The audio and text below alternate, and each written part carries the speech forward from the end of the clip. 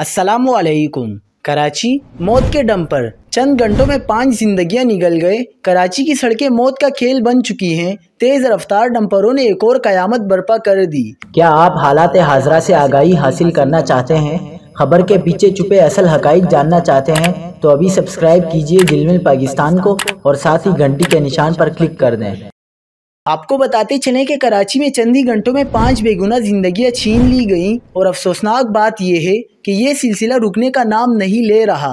Malir hold पर दर्दनाक वाकया, जहां एक बाप और बेटे को सफाक डंपर ने मौत की नींद सुला दिया। खातून जख्मी, खानदान पर कयामत टूट पड़ी। जाबाक होने वाले सलीम, जो 6 बच्चों के बाप और एक गरीब चौकीदार थे, मौत के बाद भी इंसाफ से महरूम, उर्सा बेबसी की तस्वीर बन गए।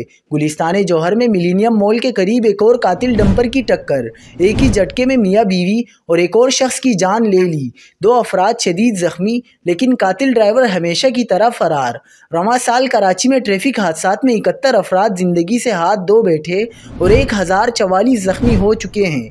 लेकिन सवाल ये है, क्या ये गिनती यहीं रुक जाएगी या मजीद बेगुनाह लोग इन कातिल गाड़ियों की भेंट चढ़ेंगे?